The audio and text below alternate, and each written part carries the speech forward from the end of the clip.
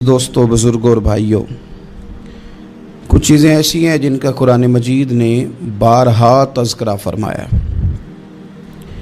قرآن پاک کسی چیز کا ایک بات بھی ذکر کر دے تو وہ چیز ہمارے لیے دستور حیات اور منشور زندگی بن جاتی ہے۔ لیکن اگر اللہ تبارک و تعالیٰ کسی چیز کا بار بار تذکرہ فرمائے تو معنی یہ ہے کہ اس کی ہمیں بہت ہی زیادہ ضرورت ہے۔ ان چیزوں میں سے ایک چیز صبر ہے۔ قرآن پاک نے 100 سے زیادہ مرتبہ صبر کا تذکرہ فرمایا۔ اتنی بڑی بات کو سمجھیے گا کہ 100 سے زیادہ مرتبہ قرآن پاک نے تذکرہ کیا ہے صبر کا، اور مختلف انداز میں۔ کہیں فرمایا کہ وَبَشِّرِ الصَّابِرِينَ، اے محبوب صبر کرنے والوں کو خوشخبری سنا دیجیے۔ کہیں فرمایا ان اللہ مع الصابرین، بے شک اللہ صبر کرنے والوں کے ساتھ۔ تو مختلف انداز میں، مختلف طریقوں سے اللہ تعالیٰ نے صبر کا تذکرہ فرمایا۔ سوسائٹی کے اندر، معاشرے کے اندر اور مسلمانوں کے اخلاقی رویوں کے اندر اگر صبر کو داخل کر لیا جائے تو ہم محسوس کریں گے کہ ہماری زندگی نہ صرف یہ کہ آسان ہو گئی ہے بلکہ محبتوں والی ہو گئی ہے، چاہتوں والی ہو گئی ہے۔ ہمارے رشتے ایک دوسرے سے ٹوٹ نہیں رہے بلکہ بننا شروع ہو گئے۔ تھوڑا سا صبر بہت ساری چیزوں کو ٹوٹنے سے بچا لیتا ہے۔ قرآن مجید کی جو آیت کریمہ میں نے تلاوت کی، یہ سورہ آل عمران کی آخری آیت ہے۔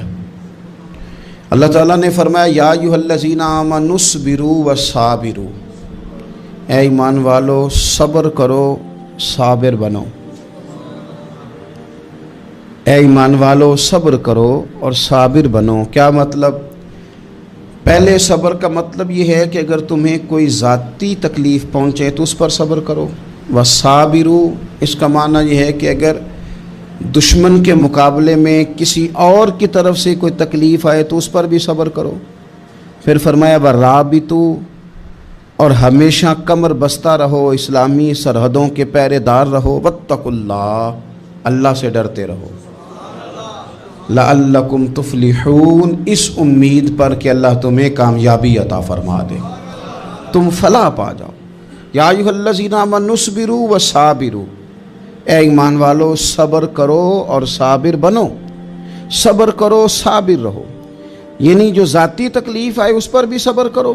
اور مصابرہ کا معنی سامنے سے آنے والی تکلیف، اگر بیماری آ گئی، کوئی پریشانی آ گئی، کہیں کوئی اپنا دنیا سے چلا گیا تو یہ ذاتی تکلیف ہے، اس پر بھی صبر کرنا۔ اور اگر اپنوں نے، بیگانوں نے کوئی تکلیف پہنچا دی، کوئی اذیت دے دی، وہ اذیت کئی صورتوں میں ہو سکتی ہے۔ تانا بھی ایک اذیت ہے، طنز بھی ایک اذیت ہے،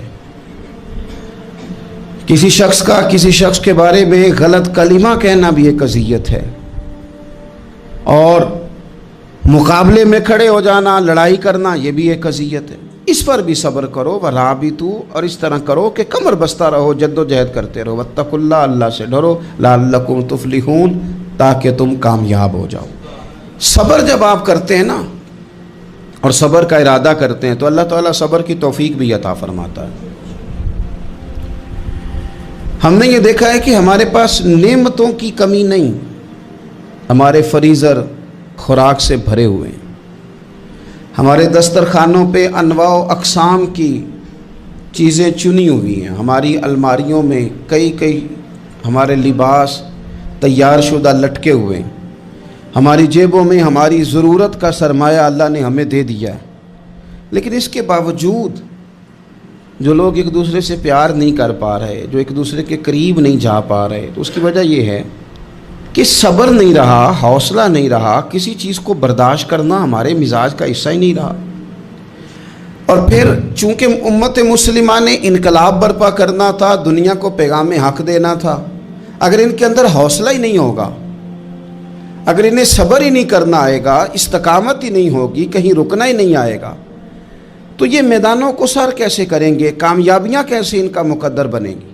رمضان المبارک میں بھی ماحول یہ ہو کہ افطاری سے 1 گھنٹہ پہلے نظر پوری ٹک جائے گھڑی پہ، اور تھوڑا سا بھی صبر مشکل ہو، اور رمضان المبارک میں سحری کے وقت میں اگر دہی والی دکان پہ بھی جھگڑا ہی ہو رہا ہو، اور شام کو سامان خریدنے میں بھی اگر بحث ہی ہو رہی ہو، تکرار ہو، جھگڑا ہو، تو پھر سیکھا کیا؟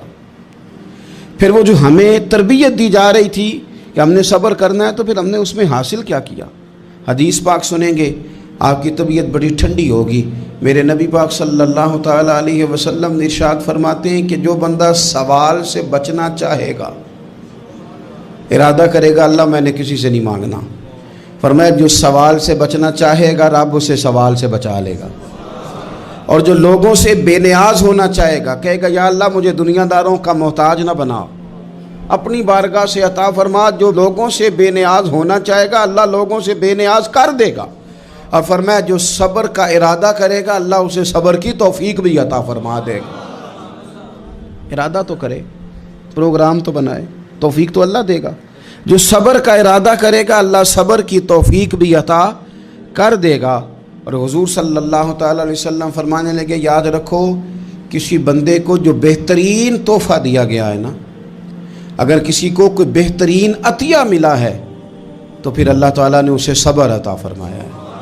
یہ بہترین تحفہ ہے، اس سے زندگی سنور جاتی ہے، اس سے انسان باوقار اور مطمئن ہو جاتا ہے، اس سے اس کے شب و روز آسانی سے بیتتے ہیں، وہ دنیا کی پک ڈنڈیوں سے آسانی سے گزر کے اللہ کی بارگاہ عالی مرتبت میں سرخرو ہو کر حاضر ہو جاتا ہے۔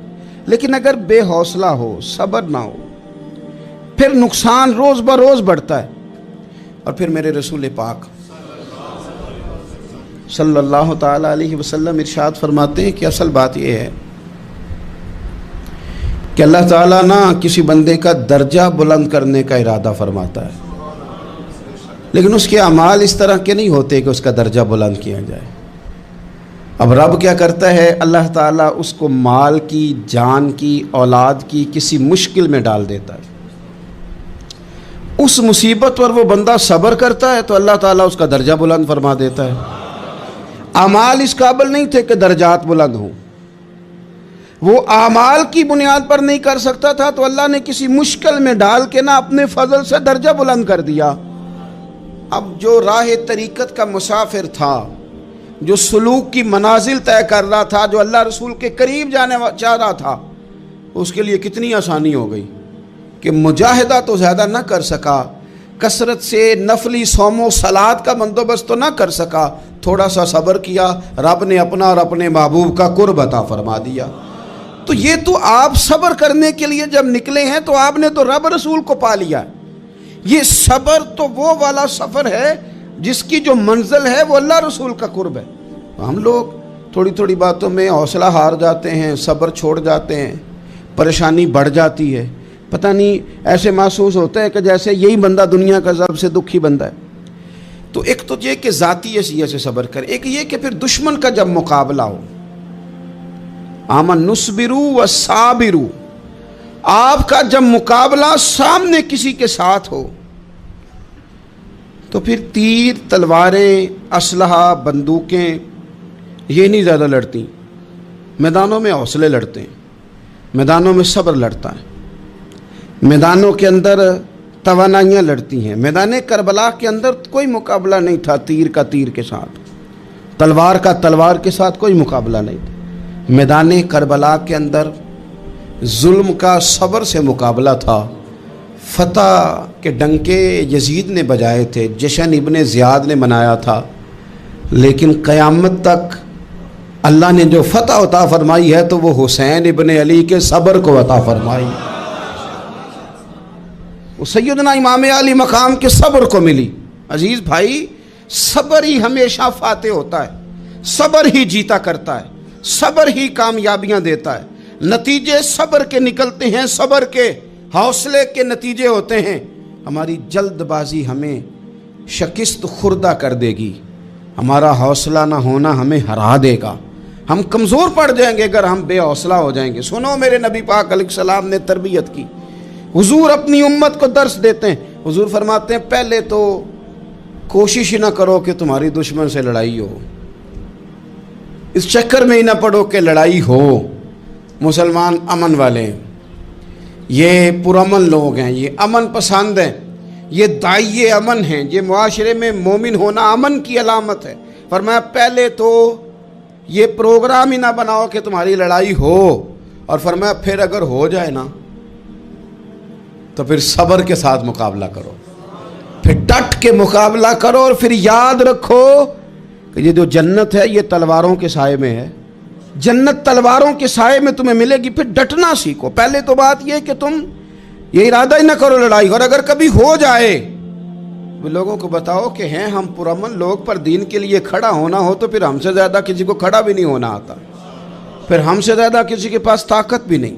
حضرت مولا علی شیر خدا رضی اللہ تعالیٰ عنہ کے زمانے میں کفر کے ساتھ ایک جنگ ہو رہی تھی، تو کافروں نے نا جاسوس بھیجے کہ یار پتہ تو کرو مسلمانوں کی تیاری کس طرح کی ہے۔ تو جاسوس واپس جا کے کہنے لگا سمجھ کوئی نہیں آئی ان کی، وہ تو راہب قسم کے لوگ ہیں، صوفی قسم کے لوگ ہیں، وہ تو کٹے ہوئے ہیں دنیا سے، مسلوں پہ بیٹھ جاتے ہیں، رات کو تو لگتا ہے دنیا سے تعلق ہی کوئی نہیں، لیکن سویرے اٹھ کے میدان میں تلوار لے کے نکلتے ہیں تو لگتا ہے ان سے بڑا مجاہد ہی کوئی نہیں۔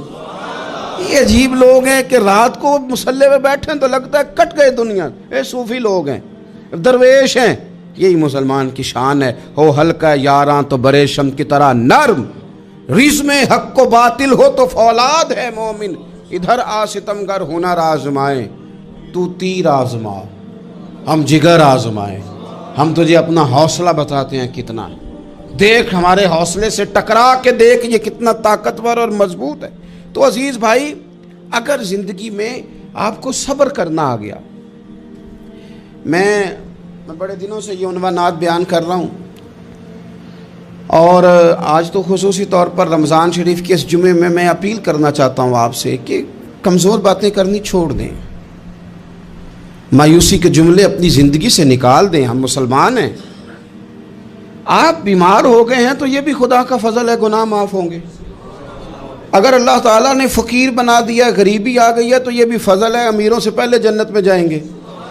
اگر اللہ تبارک و تعالیٰ نے کسی جگہ آپ کو مکان نہیں دیا اور دوسرے کو دے دیا ہے تو آپ وہ لوگ ہیں جو عظیم سنت ادا کر رہے ہیں سیدنا بلال حبشی کی۔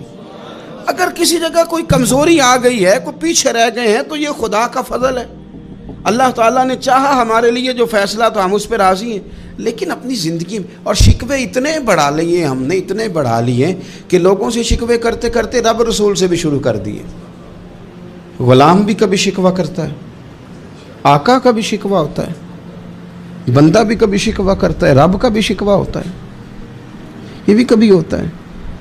آپ نہ مانے پر یہ شکوہ ہے کہ میں بڑے ڈاکٹروں کے پاس گیا ہوں آرام نہیں آیا، نہ مانے پر یہ شکوہ ہے میں نے کبھی کسی کو ستایا تو نہیں پر میرے حالات نہیں ٹھیک ہوتے۔ آپ نہ مانے پر یہ شکوہ ہے کہ فلانے کے پاس دولت زیادہ ہے، اس نے پتہ نہیں وہ آگے نکل گیا اور میں پیچھے رہ گیا، نہ مانے پر یہ شکوہ ہے۔ کس سے کر رہے ہو؟ رب رسول سے۔ او آس بولے تے او دی مہربانی، اساں تے لاڈ ہی لڈاونے نے۔ کس سے شکوہ کر رہے ہو؟ خدا کے بندو، غلام غلامی کرتے ہیں، شکوے کرتے ہیں کوئی؟ حضرت ام سلمہ رضی اللہ تعالیٰ عنہ، شوہر کا نام ہے ابو سلمہ، بیٹے کا نام ہے سلمہ، کہتی ہیں میں، میرا شوہر، میرا بیٹا، تینوں، چھوٹا بیٹا میرا، ہم نکلے مکہ مکرمہ سے مدینہ طیبہ جانے کے لیے۔ ایک کی بیٹا ہے، خاندان جمع ہے، شوہر کی گود میں بیٹا، اونٹ کے پیچھے میں۔ فرماتی ہیں مدینے کی سرحد آ گئی تو میرے میکے والے آ گئے، کہنے لگے ابو سلمہ نہیں لے جانے دیں گے مدینے اپنی بیٹی کو۔ میں نے کہا میں مسلمان ہوں، میں تو اپنے شوہر کے ساتھ مدینے جاؤں گی۔ انہوں نے کہا نہیں جا سکتے، تو نے جانا ہے تو جا، ہماری بیٹی نہیں جائے گی۔ زبردستی مجھ سے انہوں نے مجھے میرے شوہر سے الگ کیا۔ کہتی ہیں پھر میرے شوہر کے قبیلے والے آ گئے، وہ کہنے لگے اگر تم اپنی بیٹی کو نہیں نہ جانے دیتے تو یہ جو ہمارا پوتا ہے یہ ہماری نسل ہے، تمہارا نہیں، اسے ہم نہیں جانے دیں گے۔ وہ بچہ اپنی طرف کھینچتے تھے، میں اپنی طرف کھینچتی تھی، مدینے کی سرحد پہ۔ یہ جھگڑا زمین کے لیے نہیں ہو رہا، مکان کے لیے نہیں ہو رہا، حضور کے مدینے جانے کے لیے ہو رہا، حضور کے مدینے جانے کے لیے ہو رہا، مدینے جانے کے لیے ہو رہا۔ لنگ کئی مہینے تے برس گئے تے تیری دید نو دیدے ہی ترس گئے، उन्होंने बच्चा खींचा, मैंने अपनी तरफ खींचा, मेरे बच्चे का बाजू उतर गया। फरमाती हैं मेरे शौहर मदीने चले गए, बेटा मेरा मेरे ससुराल वाले ले गए, मुझे मेके वाले ले गए। आज भी कुछ सियाने बंदे कहते हैं इसको निकाल दो और बच्चे छीन लो। उनका भी ख्याल था कि बेटा ले जाएंगे ना तो अबू सलमा भी मदीने से वापस आ जाएगा, ये भी वापस आ जाएगी। और यार इतना बड़ा भी जालिम कोई नहीं होगा जो माँ बाप से बच्चे जुदा करे। फरमाती हैं कि वो ले गए छीन के, मैं मेके चली गई। लोग रोटी खाते थे, मेरे हलक से नहीं गुजरती थी। ज़माना सोया करता था, मैं सो नहीं पाती थी। बेटा कहाँ, शौहर कहाँ, मैं कहाँ। उम्मे सलमा कितनी देर तकलीफ़ काटी। जनाब उम्मे सलमा कहने लगी लोगों 1-2 दिन नहीं पूरा साल बीत गया, पूरा साल, पर जे सोना ही मेरे दुख विच राज़ी, जे सोना ही मारो मारो मैनू मार मुकाओ, मैं कोई उज़र ना पेश ले आवां, और जे सोना ही मेरे दुख विच राज़ी, फिर सुख नू चुल्हे डावां। फरमाया साल बीत गया, लोग सुबह उठ के काम काज पे लग जाते, कपड़े बदलते, ड्यूटियां करते, और मैं सवेरे उठ के उस जगह आ जाती जहाँ मेरा शौहर और मेरा बेटा बिछड़ा था। मैं सारा दिन रोती, आहुजारी करती, हुजूर के मदीने की तरफ मुँह करके मैं तड़पती। साल बीत गया, साल, एक हफ्ता नहीं निकलता बच्चों के बगैर। बड़े बड़े सियाने लोग परदेश जाते हैं तो बच्चों की फ़ोटो देख देख के रोते हैं, लेकिन कहती है माँ थी, बेटा बिछड़ा और फिर बेटा बीमार हो और माँ से जुदा हो, कितनी तकलीफ़ का मंज़र है। आप फरमाती हैं कि एक साल बीत गया और मैंने किसी की मिन्नत नहीं की, मैंने कोई शिकवा नहीं किया, इसलिए कि जिस हाल में रब रसूल रखें। ये हौसला, ये सब्र, ये तवानाई। एक साल के बाद मेरे चचा का बेटा मेरे पास से गुजरा, तड़पते देख कर कहने लगा मेरी बहन तू सारा दिन रोती रहती है। तो मैंने कहा भाई तुम्हें क्या बताऊं, इसका शौहर चला जाए, बेटा जुदा हो जाए, वो क्या करेगी। फरमाते उसने जाके मेरे बाप से, अपने वालिद से, मेरे ख़ानदान वालों से कहा इसकी सज़ा कब ख़त्म होगी। इस गरीबनी का कसूर ये है कि ये मदीने वाले का कलमा पढ़ती है, इसकी गलती ये है कि ये मुसलमान हो गई है, दीन हक कबूल कर लिया, क्यों नहीं तुम ख्याल करते। कहते उनके दिल नरम हुए, वो रजामंद हुए मुझे मदीने जाने पे, पर उसने कोशिश की मेरे ससुराल पैगाम भेजे, कब बस करो, और बच्चा तो चिड़िया का जुदा हो जाए तो वह तड़पा करती है, और तुमने एक जीती जागती माँ का बेटा जुदा किया है। वो भी नरम हुए, रब ने असबाब बनाए, मेरा बेटा मुझे मिला।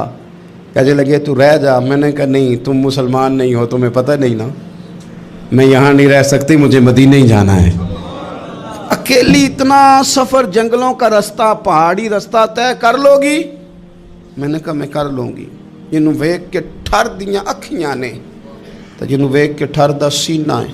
रब्बा तेरी सारी खुदाई च एक की ते शहर मदीना है। कहती मैं ऊँट पे बैठी, बेटा मैंने गोद में बिठा लिया, मैं सफ़र करने लगी, पर दिल में खटका था कि इतना लंबा सफ़र, बेटा छोटा है, कैसे करूँगी।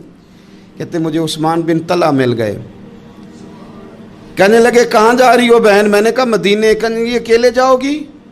मैंने कहा जाना तो है ना, कोई साथ चले न चले पर शहर रसूल तो जाना है ना। आप फरमाती हैं मैंने उस्मान बिन तलहा से नेक बंदा कोई नहीं देखा, मेरे ऊँट की लगाम थाम ली। जब मुझे ऊँट पे बिठाते थे ना, ऊँट बिठा के चले जाते थे, मैं बैठ जाती थी तो आके लगाम थामते थे। जब कहीं मुझे उतारते थे तो ऊँट बिठा के चले जाते थे, मैं उतर जाती थी तो ऊँट को बांधते थे। सोना होता था तो ऊँट बिठा देते, मैं उतर जाती, वो दूर जाके लेट जाते।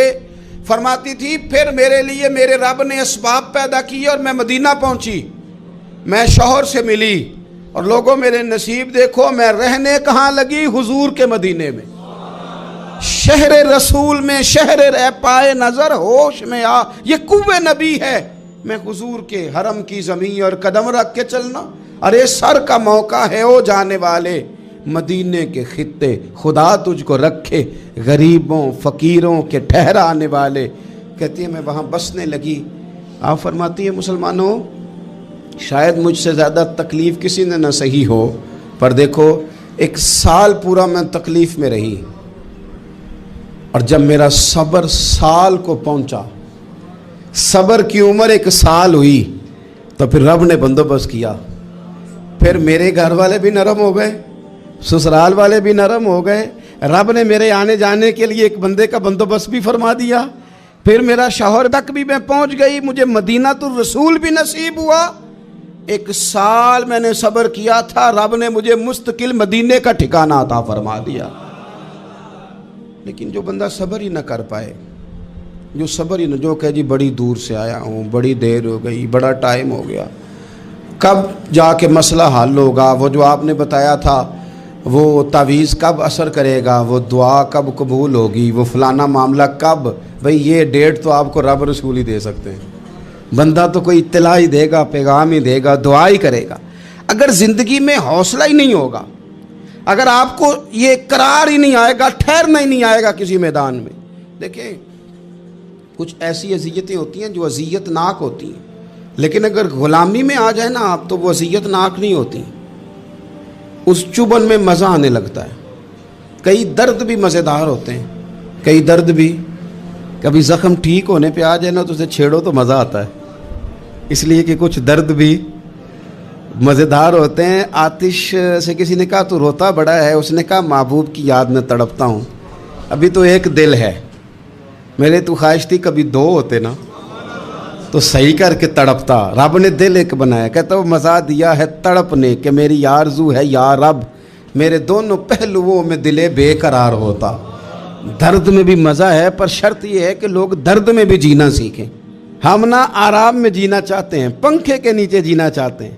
کاش کہ ہمیں صحرا میں بھی نیند کا مزہ لینے کا طریقہ آئے, پھر زندگی کے سارے راستے آسان ہیں, پھر اقرا بھی مشکل نہیں. لیکن چونکہ حوصلہ نہیں, صبر نہیں, وہ والا قرار نہیں جو ایک مسلمان سے رب رسول کا مطالبہ ہے. حدیبیہ کے موقع پہ نا نبی پاک صلی اللہ علیہ وسلم نے جو شرطیں کافروں کے ساتھ طے کی تھی نا, حضور نے نور بصیرت سے کی تھی نا, تو انہی شرطوں نے پھر فتح کے باب کھول دیے. ان فتحنا لک فتحا مبینا.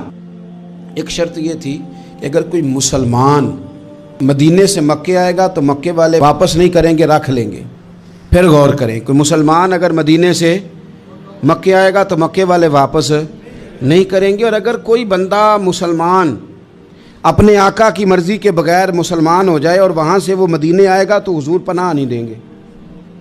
تو میرے بھائی, محبوب کی طرف سے آنے والا نہ صرف سوکھ ہی نہیں قبول کرنا چاہیے, دکھ بھی قبول کرنا چاہیے, دکھ بھی قبول کرنا چاہیے. ہمارا یہ مسئلہ ہے کہ ہم نہ میٹھی میٹھی کے قائل ہیں, کڑوی کڑوی کے قائل نہیں. اگر وہ کبھی دکھ دے نا تو محبوب کا دکھ بھی سکھ سمجھ کے قبول کرو.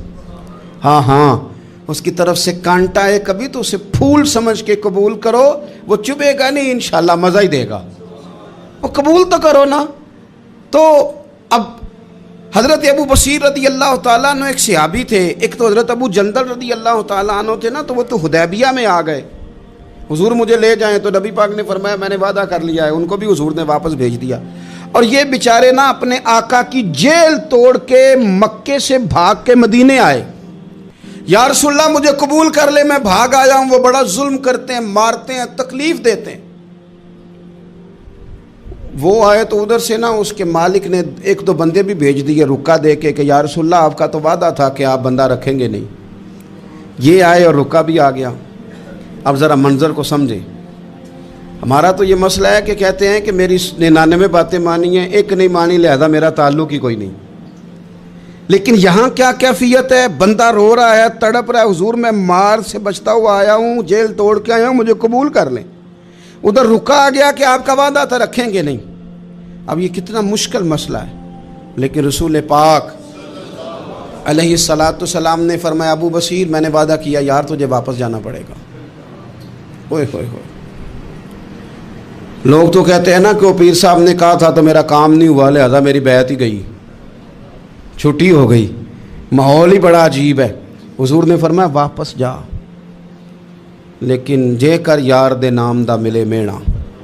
پھر انہوں چولی پا لئیے مینے نو, پنجے سٹیے نا. جے کر یار دے نام دا, سامنے والے نے تانا سمجھ کے دیا تھا, پر یار کے نام کا تھا نا.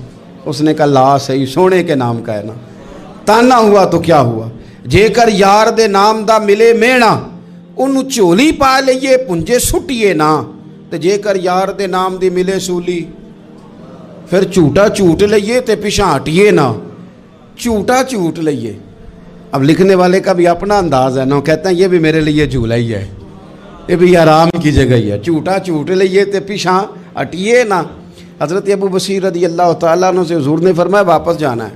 कहा सोने ठीक है, कोई शिकवा नहीं, कोई गिला नहीं, ये भी मेरे महबूब का हुक्म ही है।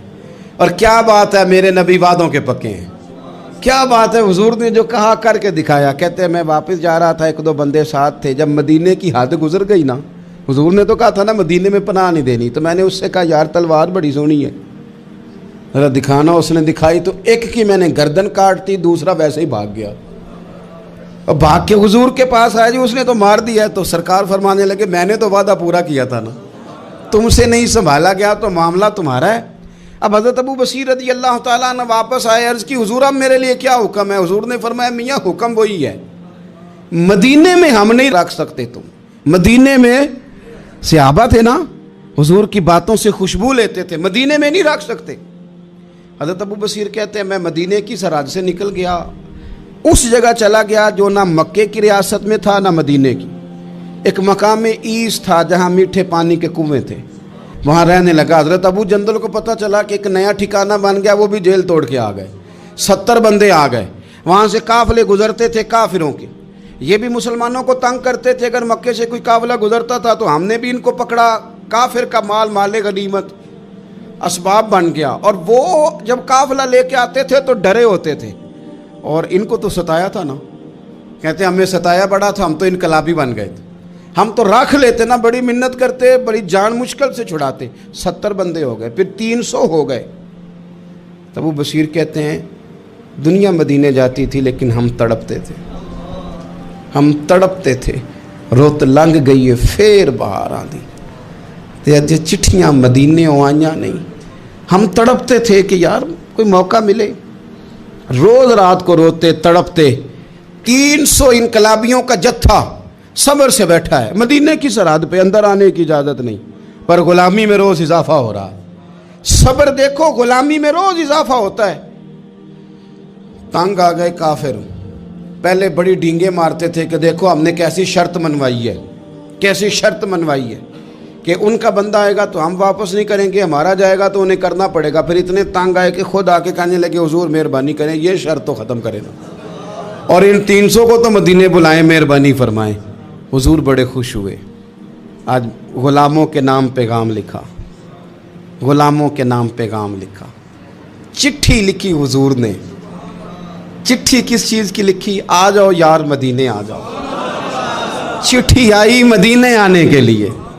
हज़रत अबू बसीर के नाम चिट्ठी गई, आ जा यार मदीने, आ जा तेरे नाम पैगाम सब लाई है सरकार नबी से, और आया है बुलावा मुझे दरबार नबी से। पैगाम आया। हज़रत अबू बसीर इतने बीमार थे कि नज़ा का आलम था, लेकिन उस आलम में भी इंतज़ार था। उस आखिरी वेले अखियाँ मेरियाँ रात तकनाए तेरा, तेरा ते सजना कुछ भी नहीं जाना, जे पा जावे एक फेरा, ते सिर मेरे ते आन खलोवे ते फिर पर्दा रह जाई मेरा। सौखा निकले साब ज़हूरी, ये वेख लवे मुख तेरा। हज़रत अबू बसीर को ना वो रुका गया, हुजूर की चिट्ठी गई तो यूँ चिट्ठी पड़ी। हुजूर ने फरमाया आ जा ना, रास्ता खुल गया है, तू आ जा, खुल गया रास्ता। दुआ फरमाओ मदीने के रास्ते खुल जाएं, करो ना यार दुआ मदीने के रास्ते खुल जाएं। कुछ ऐसे हैं जिन्होंने सारे दुख सुनाने ही मदीने जाके होते, कुछ लोग ऐसे हैं जिनके दिल और कलेजे फटने को आ गए। दुआ करो रास्ते खुल जाएं। हुजूर ने फरमाया आ जा, तेरा राह खुल गया। हज़रत अबू जंदल कहते मैं सराहने खड़ा था, हज़रत अबू बसीर के ख़त पढ़ा, मुस्कुराए, इशारे से कहने लगे देख मेरे नबी का खाता है, हुजूर की चिट्ठी मेरे नाम आई है, पढ़ना। तो मैंने भी पढ़ी, पहले रोए, फिर कलमा पढ़ा, फिर मेरा हाथ थामा, रूह ही परवाज़ कर गई हमेशा के लिए, हमेशा के लिए। वो ज़ाहिरी जिस्म के साथ तो मदीने ना पहुँचे, पर कब्र में गए तो मदीने वाले की ज़ियारत नसीब हो, कब्र में हुजूर की ज़ियारत नसीब हो गई। कब्र में हज़रत ابو جندل کہتا ہے میں نے جنازہ پڑھا اور اسی مقام پہ جہاں انہوں نے انتظار کیا تھا نا، وہ مقام میں انتظار ان کا مزار بنا، مزار کے ساتھ مسجد بنی، مسجد کا نام مسجد ابو بصیر رکھا گیا۔ انہوں نے اس انتظار میں جان دے دی پر صبر کیا، شکوہ نہیں کیا۔ یارو اتنی شکایتیں، اتنے شکوے۔ ایک بات میرا اور کرنے کو دل کر رہا ہے۔ ایک صحابی تھے حضرت عاصم بن ثابت رضی اللہ تعالیٰ عنہ، جنگ احد میں نا حضور کے ہاتھ پہ موت کی بیعت کی، جنگ احد میں بیعت کی، سونیا تیرے نام پہ مرنا، ڈٹ کے لڑے۔ سلافہ بن سعد کے 2 بیٹے بدر میں قتل کیے انہوں نے۔ اس نے قسم کھائی کہ معاذ اللہ میں ان کا سر منگا کے تو ان کی کھوپڑی میں شراب پیوں گی۔ سلافہ بن سعد نے یہ قسم کھائی کہ میرے 2 بیٹے قتل کیے ہیں، میں ان کی کھوپڑی میں شراب پیوں گی معاذ اللہ۔ ایک قبیلہ غزیل تھا، انہوں نے احد کے بعد حضور سے کہا کچھ قاری ہمیں دے دیں، ہم نے قرآن سیکھنا ہے۔ تو نبی پاک نے کچھ بندے بھیجے، تو عاصم بن ثابت کو بھی بھیجا، لیکن انہوں نے دھوکہ کیا، وہاں جا کے ان کو گرفتار کر لیا۔ جب گرفتار کر کے مکے والوں کے ہاتھ بیچنے لگے تو حضرت عاصم بن ثابت نے تلوار نکال لی، فرمانے لگے میں کافر کا قیدی ہو کے جینے سے بہتر ہے شہادت کی موت مر جاؤں۔ کافروں کا قیدی لڑے اور فرمانے لگے میرے کمان میں تیر باقی ہے، میں لڑوں گا اور اتنا لڑوں گا کہ تمہیں پتہ چلے گا مجھے لڑنا آتا ہے۔ اور فرمایا میں صبر کروں گا اور صبر کر کے دکھاؤں گا، میں ڈٹوں گا اور تمہیں ڈٹ کے۔ اکیلا بندہ میدان میں ڈٹ گیا، اکیلا۔ جب تیر ختم ہو گئے تو پھر نیزہ نکال لیا۔ یہ بات آپ کو اس لیے سمجھا رہا ہوں کہ کچھ لوگ کہتے ہیں جی میں اکیلا کیا کروں، تو یہ آخر میں یاد رکھیں کہ صبر آپ نے کرنا ہے چاہے اکیلے بھی رہ جائیں، حوصلہ کرنا ہے چاہے اکیلے بھی رہ جائیں۔ اکیلے لڑے، تیر ختم ہو گئے تو نیزہ نکال لیا، خوب لڑے۔ اب اس نے قسم کھائی تھی کہ میں نے ان کی کھوپڑی پہ معاذ اللہ کھوپڑی منگانی ہے، سار منگانا ہے، اور یہ جو لے جا رہے تھے دھوکے کے ساتھ یہ بھی بیچنے لے جا رہے تھے۔ تو جب تھک گئے نا اور چاروں جانب سے جسم میں تیر پہ وسط ہو گئے تو دعا مانگی، اکیلا بندہ اور صبر کا مقام، دعا مانگی، کہا اے اللہ میں نے آخری دم تک تیرے دین کی حفاظت کی ہے، اب تو میرے جسم کی حفاظت کرنا، ان کے ہتھے نہ چڑھ جائے میرا جسم۔ حضرت عاصم بن ثابت رضی اللہ تعالیٰ عنہ شہید ہو گئے۔ کافر قریب گئے جسم پکڑنے کے لیے، گرفتار کرنے کے لیے، سر کاٹنے کے لیے، تو شہد کی مکھیاں آ گئی، پورے جسم پہ قبضہ کر لیا۔ قریب جاتے تو مکھیاں لڑتی، کہنے لگے پیچھے ہٹ جاؤ، شام ہوگی نا توڑ جائیں گی، پھر ہم سر کاٹ لیں گے۔ شام تک چاروں جانے بیٹھے رہے، نہ کوئی ہوا آئی، نہ کوئی بادل برسا، نہ کوئی طوفان آیا۔ شام کو انہوں نے اٹھانا تھا، ایک ریلا آیا پانی کا اور جناب عاصم بن ثابت کی لاش مبارک کو بہا کے لے گیا۔ میرے رب نے اس میدان میں بھی یہ بتلایا کہ جو صبر کرے نا رب اس کے جسم کی بھی حفاظت فرمایا کرتا، کہ جسموں تک کی آخری دم تک اللہ کی مدد ان کے شامل حال رہتے۔ ربنا افرغ علینا صبرا وثبت اقدام۔